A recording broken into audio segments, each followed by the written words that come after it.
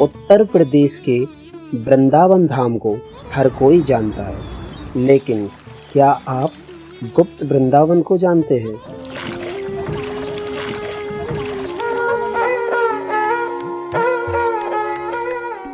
जिसे कहते हैं भांडीर वन।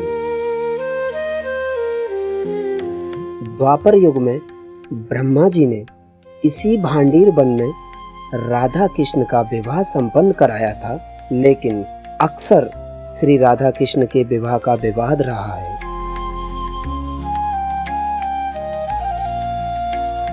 आज इसी को जानने के लिए आए हैं हम गुप्त वृंदावन।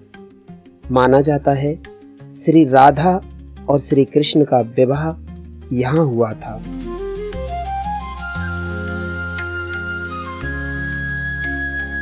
पहली बात तो यह है कि राधा कृष्ण कोई दो तत्व नहीं है, वही राधा है वही कृष्ण है। लेकिन ये जो भांडीर वन में शादी या जो मिलन दिखाया है, शुरुआत जो है गोलोक धाम से ही चली है, क्योंकि श्री दामा ने राधा रानी को श्राप दिया था 100 साल के वियोग का, और राधा रानी ने श्री दामा को राक्षस होने का श्राप दिया है। अब भगवान ने दोनों की बातों को सुना है, तो श्री दामा से कहा कि भैया दोनों के वचन मिथ्या नहीं जाएंगे, तुमको राक्षस बनना पड़ेगा, लेकिन तुम्हारा उद्धार मेरे हाथ से होगा। श्री दामा को संतुष्ट करने के बाद राधा रानी से कह रहे हैं कि राधा रानी, मैं भक्त आधीन हूँ, मेरे भक्त ने जो कहा है तुमको मुझसे 100 साल दूर रहना होगा। इतना सुनकर राधा रानी मूर्छित हो जाती हैं। तो कन्हैया जी उनको फिर सांत्वना दे रहे हैं कि श्री राधे, हम तुम तो इस तरह हैं जैसे दूध में धवलता, अग्नि में धायका शक्ति, पृथ्वी में गंध, पानी में शीतलता, जैसे बगैर मिट्टी के कुम्हार बर्तन नहीं बना पाएगा, इस तरह मैं तुम्हारे बगैर सृष्टि नहीं रच पाऊंगा, क्योंकि तुम प्रकृति हो, मैं बीज हूं, और ये सृष्टि का संगार प्रकृति और बीज से ही हुआ है। अब ऐसा है, हमारा लीला का समय आ रहा है, आप भूलोक पर चलें और मैं आपसे आकर के मिलूंगा। कि बहुत से भक्तों को नहीं पता कि राधा कृष्ण की शादी हुई है। पता इसलिए नहीं क्योंकि ज्यादातर भक्त भागवत सुनते हैं और भागवत में इसके बारे में कोई जानकारी नहीं आती, क्योंकि भागवत में राधा रानी का नाम नहीं आता है। हमारे 18 पुराण हैं, उनमें से एक आता है ब्रह्म वैवर्त पुराण। उसमें दिया हुआ है कि एक दिन नंद बाबा कान्हा जी को अपनी गोद में लेकर यहाँ भांडीर वन में गाय चराने के लिए आए। गाय चराते चराते अचानक से मौसम खराब होने लगा, आंधी तूफान आने लगा, जोर जोर से बारिश होने लगी। तूफान की वजह से पेड़ की डालियां टूटने लगी, बादल इतने छा गए कि बिल्कुल अंधेरा हो गया। तो नंद बाबा घबरा गए कि मैं अपनी गायों को लेकर कैसे पहुंचूंगा घर, अगर नहीं जाऊंगा तो इस छोटे से बालक का क्या करूं, ऐसे सोच विचार कर रहे थे।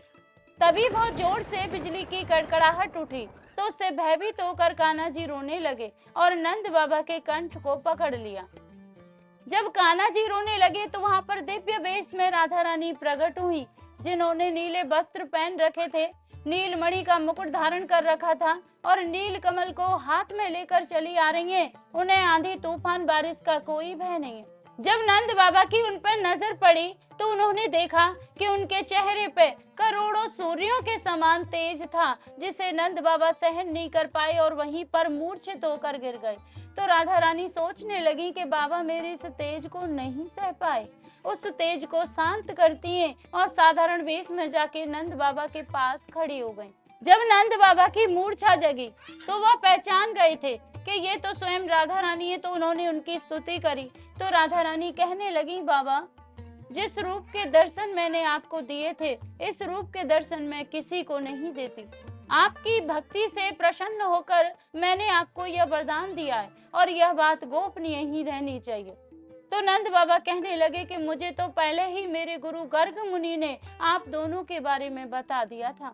जब लाला का नामकरण हुआ था तो उस दिन 27 नाम रखे गए थे कान्हा जी के, उसमें से 17 नाम राधा के ऊपर थे, जैसे राधिका वल्लभ, राधा दामोदर, राधा श्याम सुंदर। तो नंद बाबा कहने लगे, गुरुदेव ये राधा कौन है जो तुम बार बार मेरे लाला के आगे राधा शब्द जोड़ते हो? तो उन्होंने बताया कि ये वृषभान की बेटी है, आदि शक्ति है, इसका नाम राधा है।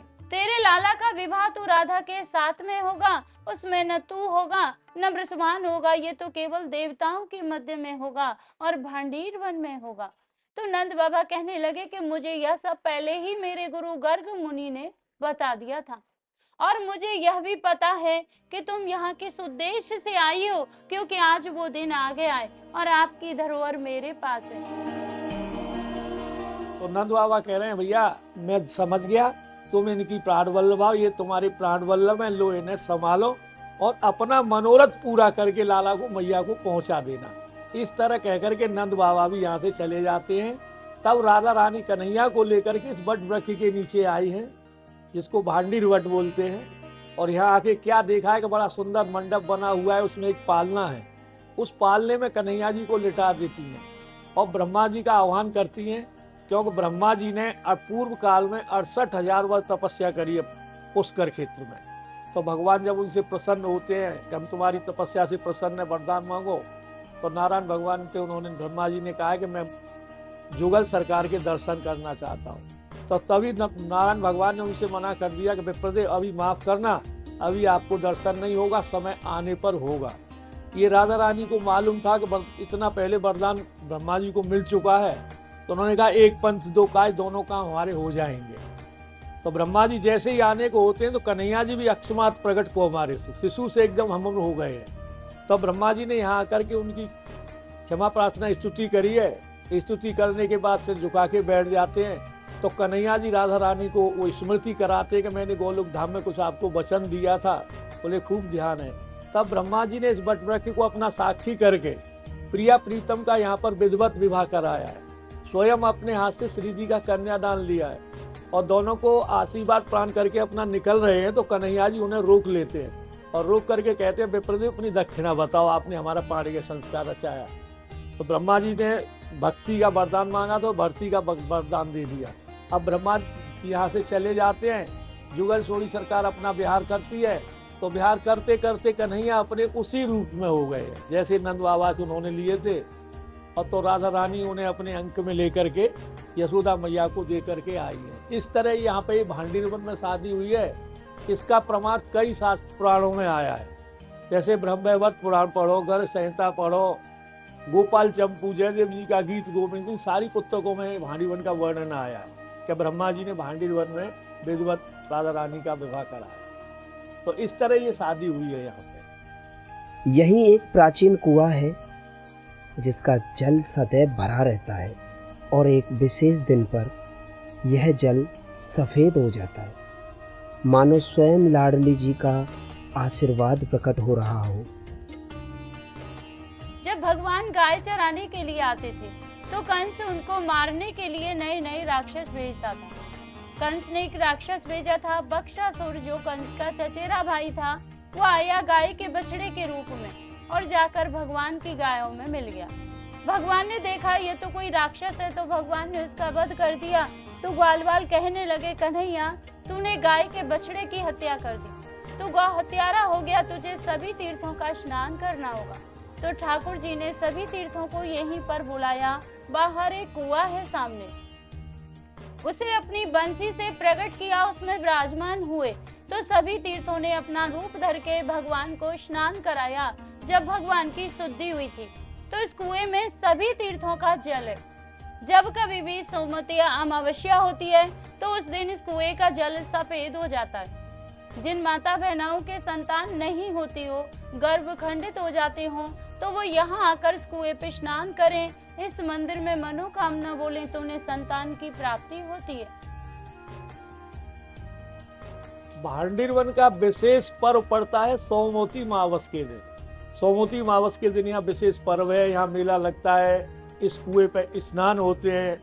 यहाँ पर वो माता बहना स्नान करती है जिनके गर्भ खंडित हो जाते हैं, बच्चे होके मर जाते हैं, नहीं होते तो उनकी गोदी भरी जा रही है। जी, यहाँ का भांडीर वन नाम इसलिए पड़ा है क्योंकि ठाकुर जी और श्री जी के बीच में मल्लयुद्ध हुआ था, वो भी इसी भांडीर वट के नीचे हुआ, जिसमें शर्त रखी गई थी कि जो जीतेगा वो अपने भक्तों को भंडारा देगा। जीती श्री जी थी, कन्हैया छल करके जीते थे। तो जैसे कि आज के टाइम में हम लोग कहते हैं ना कि जब हम जीतते हैं तो पार्टी देते हैं, उसी प्रकार से ठाकुर जी ने अपने ग्वाल वालों को भांडीर वन में भंडारा दिया। उसी भंडारे के आधार पे इस गांव का नाम भी भांडीर वन रखा गया। इसीलिए यहाँ पे भंडारे इत्यादि का भी विशेष महत्व है और इस गांव को भांडीर वन के नाम से जाना जाता है। जैसा कि आपने सुना होगा कि भांडीर वन में मधुकरी दी जाती है। मधुकरी होती है जैसे कि ठाकुर जी ने ब्रजवासियों से यहाँ मांग कर खाया था, मांगने को मधुकरी का नाम दिया था। कहते हैं ना कि जब कोई साधु महात्मा हमारे घर आते हैं तो भिक्षा करके प्रसाद पाते हैं, उसी भिक्षा करने को ही मधुकरी कहते हैं। तो ये प्रसाद मधुकरी के नाम से जाना जाता है क्योंकि ठाकुर जी ने स्वयं ब्रजवासियों से भिक्षा करके प्रसाद पाया, तो इसीलिए इसको मधुकरी कहते हैं। क्योंकि मधुकरी में रोटी, मक्खन, मिर्च और छाछ, इन सभी चीज़ों के जो सम्मिलित भोजन तैयार किया जाता है उसको मधुकरी का नाम दिया जाता है। ठाकुर जी को हम इसी मधुकरी प्रसाद का ही भोग लगाते हैं, जो कि पूरे दिन फिर जितने भी भक्तगण भांडीर वन में आते हैं सभी को टुकड़े के रूप में प्रसाद वितरित किया जाता है।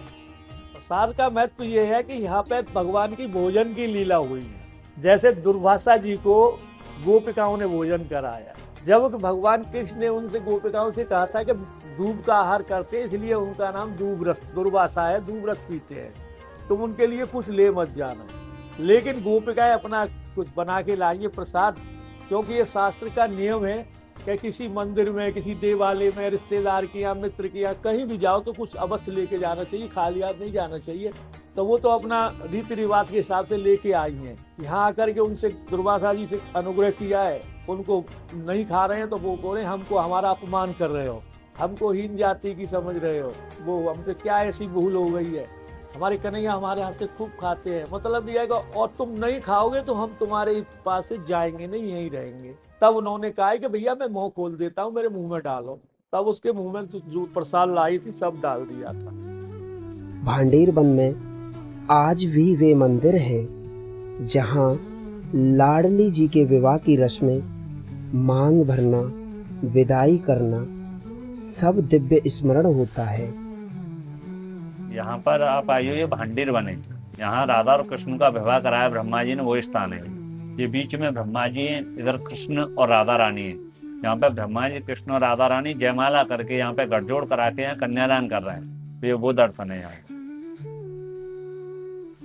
ये गांव जो है भांडीर वन, ये ठाकुर जी के विवाह से ही संबंधित है। जो ठाकुर जी का विवाह हुआ था ना, तो ये वो स्थल है भांडीर वट।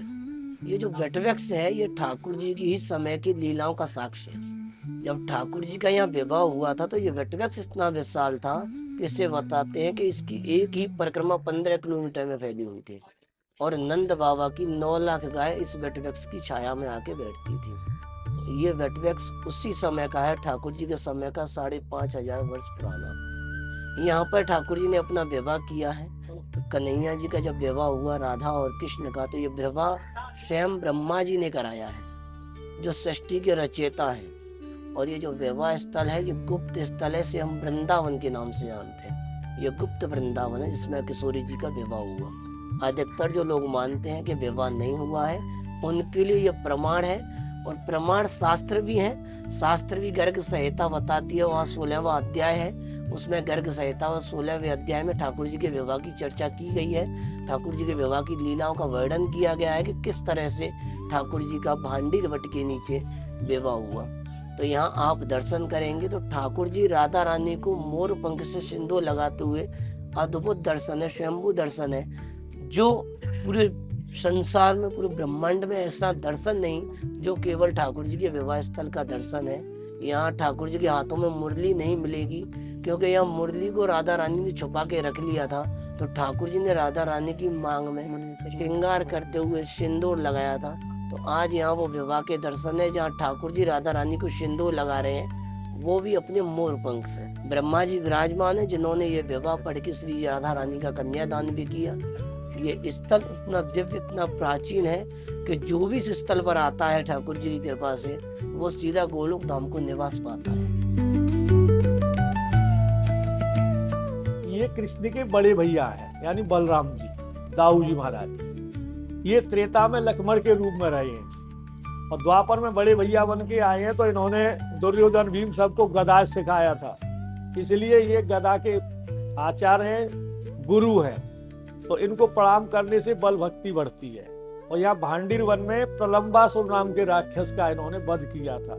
और देखो आदिवारा पुराण में भांडीर वन के बारे में इतना विशद वर्णन दिया है, उसमें लिखा है कि भांडीर वन के दर्शन मात्र से, भांडीर वन के दर्शन मात्र से प्राणी को पुनः मात गर्भ नहीं मिलता, यानी मुक्ति हो जाती है। गुप्त वृंदावन है, क्योंकि जब नंद बाबा ने गोकुल को छोड़ा था तो यहीं छिप करके रहे थे, इसलिए यहाँ भगवान की बचपन की ही बाल लीला है। देखो मंदिर में दाऊ जी का तो सिर्फ एक बलदेव छठ का अनुष्ठान होता है, वही पूजा होती है। वैसे यहाँ पे जन्माष्टमी का, राधाष्टमी का, गोपाष्टमी का सबके पर्व अच्छी तरह मनाए जाते हैं विधि विधान। देखिए भांडीर वट में आज भी जैसे शादी में लड़का लड़की का गठबंधन करते हैं तो नेचुरल पेड़ में गठबंधन लगा हुआ है। जिस प्रकार ये हस्तमिलन करते हैं इस तरह राधा कृष्ण का हस्तमिलन है। जैसे 4 खंबे का चौरी मंडप वेदी बनाते हैं, 4 खंबे का चौरी मंडप है और वृक्ष में राधे श्याम राधे कृष्ण ऐसे लिखा हुआ है। और पेड़ों में गौर से देखा जाए तो मंडप के नीचे जैसे राधा रानी का लहंगा, कन्हैया जी की धोती, इस तरह उनका चिन्ह दिखाई देता है। बंसी वट में ऐसा ही जैसे भांडीर वट में वट वृक्ष है, ऐसे ही एक वट वृक्ष है। उस वट वृक्ष पर शाम को चढ़कर भगवान अपनी बंसी की धुन में ग्वाल वालों को एकत्रित किया करते थे। ग्वाल वाल अपनी गायों को सबको इकट्ठा करते थे, तब वो लोग सब अपने अपने घरों को जाते। और भांडीर वन, बंसी वट सब ये एक ही क्षेत्र है। यहाँ पर प्रथम महारास हुआ था। तो आज भी उस वृक्ष में जैसे कान लगाओ ना तो मृदंग, ढोल, नूपुर, बंसी कुछ न कुछ सुनाई दे जाता है। जिस पर प्रभु की कृपा है, जो प्रभु में अपना लगन रखता है उसको ही सुनाई देती है।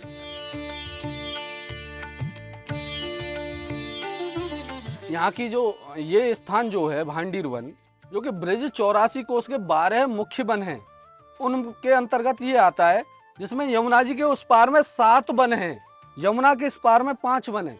मधुवन से उसकी स्टार्ट होती है, मधुवन, कुमुदवन, कोकिलावन, बहुलावन, वृंदावन, खादिरवन, भद्रवन, भांडीरवन, बेलवन, लोहवन, महावन, ये 12 प्रमुख वन हैं। यानी कि भांडीर वन 12 प्रमुख वनों के अंतर्गत आता है, जिसका 9वां स्थान है।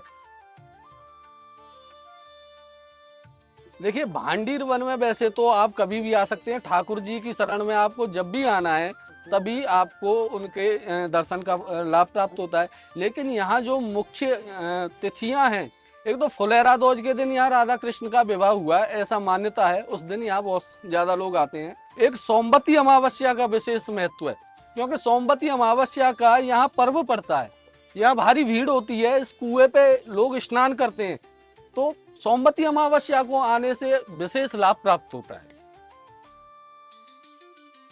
देखो आप इस स्थल पर आओगे, भांडीर वट के विवाह स्थल के दर्शन करना चाहोगे तो आपको सबसे पहले वृंदावन आना पड़ेगा। वृंदावन के समीप 8 किलोमीटर पर दूरी पर है ये भांडीर वन, और भांडीर वन है ये भांडीर वट, जहाँ राधा कृष्ण का विवाह हुआ। एकमात्र स्थल है केवल ये भांडीर वट जो साक्षी करता है कि हाँ यहाँ राधा कृष्ण का विवाह हुआ था। तो आप वृंदावन से आएंगे तो वृंदावन को आपको यमुना पार करके आना पड़ेगा माट वन में। माट वन से 3 किलोमीटर दूरी पर है ये भांडीर वन। मंदिर की जो पूजा है उसकी जो टाइम टेबल है ठाकुर जी का पूजा का, वो सुबह 4:30 से मंगला पूजा की जाती है और दोपहर में ठाकुर जी को थोड़ा विश्राम दिया जाता है। उसके बाद में पुनः पूजा करके ठाकुर जी को 8:30 बजे तक हम पटबंध ठाकुर जी के कर देते हैं। हमने इस कथा को यहाँ के संतों, भक्तों और स्थानीय जनों से सुना। भांडीर वन कथा भी है, भक्ति भी है और प्रेम भी। एक ऐसा स्थान जो हृदय में राधा कृष्ण की अनंत लीला का साक्षी बनकर जीवित है।